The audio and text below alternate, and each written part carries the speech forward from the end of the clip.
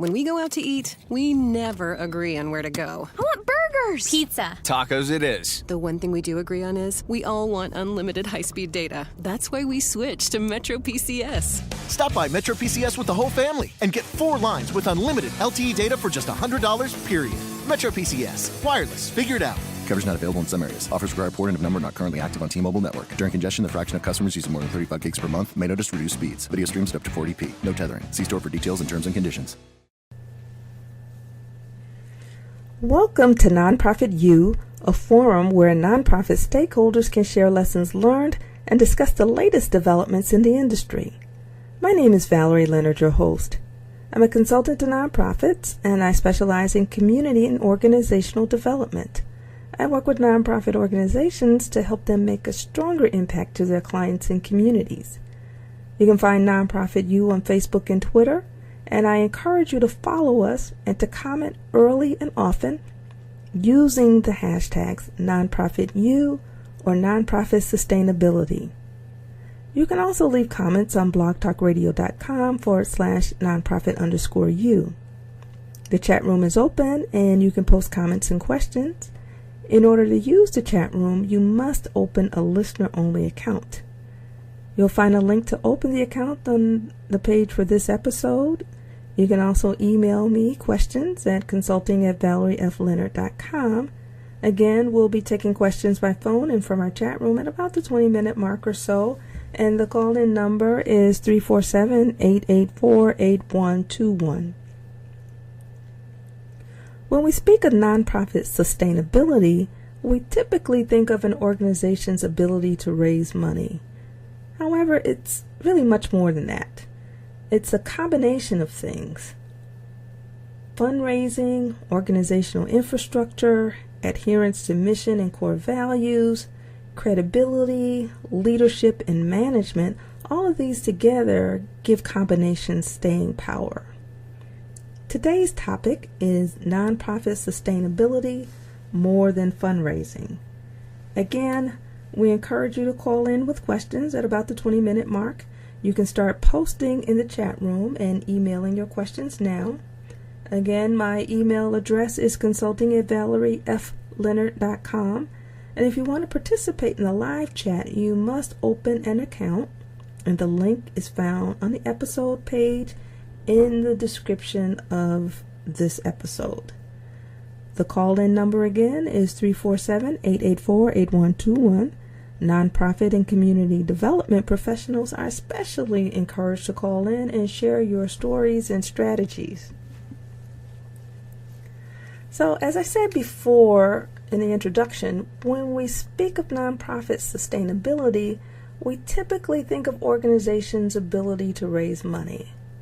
It's a lot more than that, and even before we get to fundraising, we need to think about the organization's mission, vision, and core values, and I know that sounds cliche. And we also need to think about the infrastructure or those systems that we have in place to achieve the mission and vision, and we should ask ourselves if we have credibility in the marketplace. And sometimes it's not enough to ask ourselves, we need to ask the market what they really think about us. And do we have the appropriate leadership and management in place? So it's a combination of these things that, if done well, that attracts the funding and the investment that gives organizations staying power over the long term. So we're at a point of thinking about sustainability, and where do we start? A good place to start is with the community needs assessment. All too often, we build programs and expect people to come. Or we continue the same programs that we've been doing for years and years and years without making sure that they're still relevant given the changes in the environment. We need to look at the community through the lens of the type of program that we're thinking about developing. And then we need to review the trends, news stories, statistics, issues, and organizations that are already doing the service, and then look at the quality that they provide, and then try to identify gaps.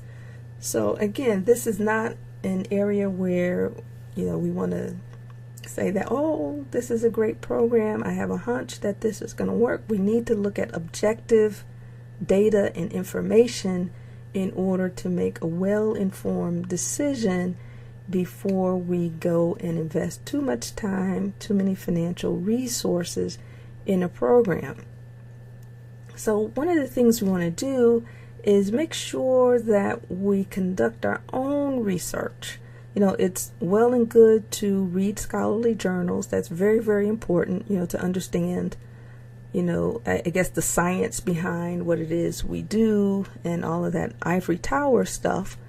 But those studies, by and large, were not done with your particular community, your particular program and structure in mind. So it's very important, in addition to looking at the published research, to look at what's happening in our own communities and get original data that no one else has access to. And one of the ways you can do that is to develop your own internal surveys and give those to your clients and other stakeholders. And another way to glean information is through statistical analysis. So this can be analysis of the internal data that you collect, in addition to the analysis of data that is publicly available. And together, those will give you a really good sense for what some of the trends are, and you can be able to make some pretty good decisions. Another way to get original information is to conduct interviews with key stakeholders such as clients and partners, board members, etc. And you might consider doing group interviews or focus groups so that you can make the process go a little bit easier, and so that you can give comfort, or additional comfort to people who might not be inclined to speak as much or be as forthcoming one-on-one. So you want to look at internal organization data again, which includes data from the people as well as your statistical data and surveys, and then again looking at external. And speaking of external data, never underestimate the importance of information you get from informal discussions with people. This can be your employees, this can be clients, this can be board members, this can be partners, it can be elected officials. All of that stuff together can be synthesized to help you make informed decisions that will also help you respond to the marketplace. So you want to ask yourself a set of guiding questions. For example, given your research, this is a hard one. Is your organization still necessary? Are your programs still necessary? Are the way you're approaching the market, are those methods still relevant? What services will you provide? How can you differentiate yourself from the masses? What resources will you need in order to carry out your mission? And speaking of mission, your mission is your big why. Why does your organization exist? Why does it do what it does? Given what's going on in the local marketplace, what should your mission be? Obviously, if you're just starting out, this is the time to start writing the mission statement. And again, you want to make sure your mission statement has been done after your community assessment and not before, because you want to make sure that your mission is informed by the marketplace. The same thing if you're existing. Every now and then you need to check your mission statement and see if it's still relevant. And if the mission is still relevant, you want to make sure that the methods that you're using to achieve that mission are not out of date. So every now and then you want to check your current mission statement to make sure it still makes sense, and then you want to make sure that your programs and services that you're using to carry out your mission are still relevant to the people. And obviously, with the mission comes vision. Your vision is how you expect the environment to look over the long term, and especially as a result of your organization's work. Assuming that your organization, is working itself out of business and they did everything that it set out to do and there's no more need for the organization, what would the community look like? What condition will the community be in? How will your clients look? What will have changed for the clients? And something that's very important but often overlooked are your core values. Your core values are the fundamental beliefs of a person or an organization, and they guide the way the organization approaches its mission, vision, programs, services, and product development. So in short, your core values guide everything that the organization does. They help organizations to know right from wrong. How do they help them to know? Because at the beginning, your core values kind of determine the boundaries and what's right and what's wrong. Core values can help organizations determine if they're on the right path and if they're fulfilling their business goals. And then they are those absolute values, and they create an unwavering and unchanging guide.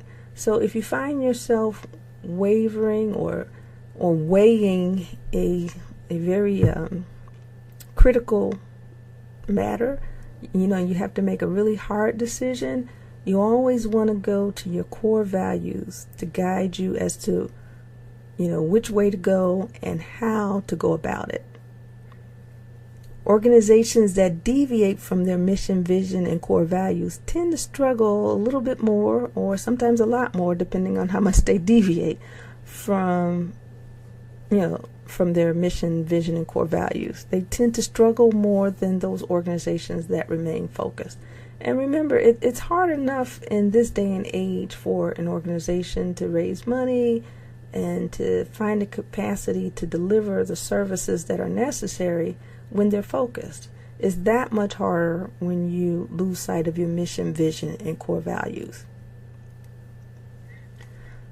So after you've done an assessment of the external environment, it's time to actually do an assessment of the internal environment.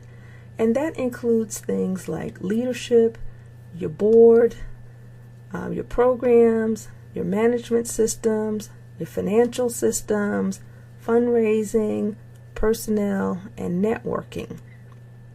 So I'm going to start with leadership, and then I'll come back to the other 7 points. And I want to spend a little bit more time on leadership because leadership is more important. And when we talk about leadership, we're not necessarily talking just about skills and competency. We're also talking about those intangible things. And one of the most important intangibles is trust. I was doing some reading from Gordon Treadgold, and Gordon Treadgold is an international authority on leadership. And one of the articles that he wrote, which I thought was really, really interesting, is, without trust, there is no leadership. Trust is the glue that binds leaders and followers together, and trust helps build loyalty, and it helps build strong bonds that will encourage followers to take on difficult tasks and go the extra mile and achieve amazing results. And I think we've all been there.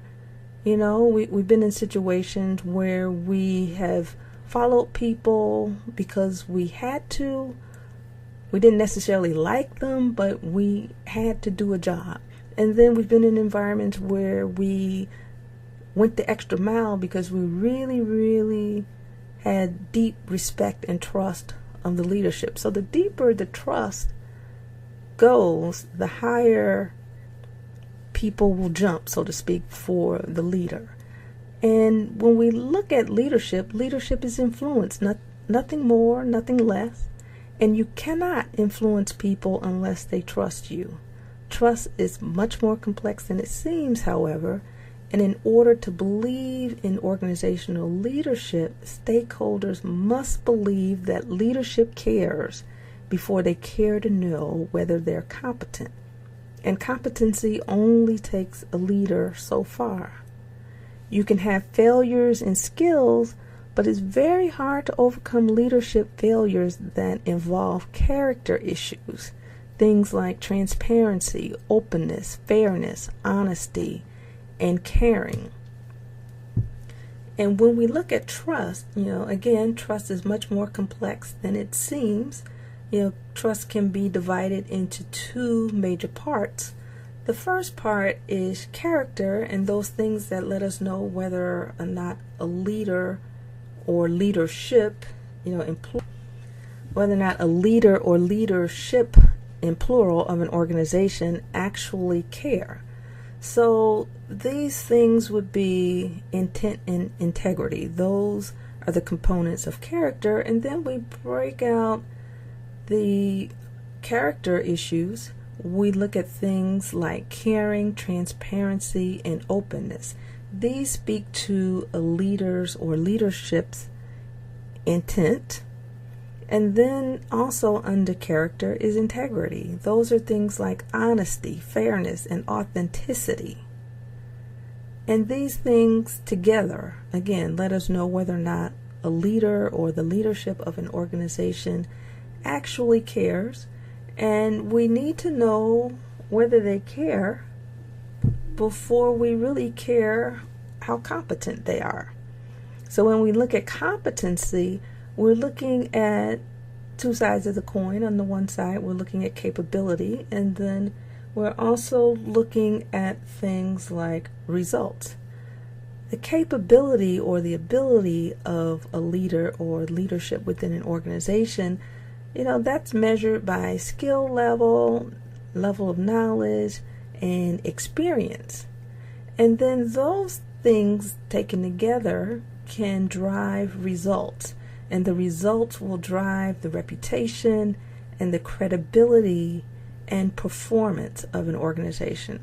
So if the results are positive, that reinforces a positive reputation, and that reinforces positive credibility or strong credibility, meaning that leadership is reliable. They can be trusted to do what they said that they would do on a consistent basis.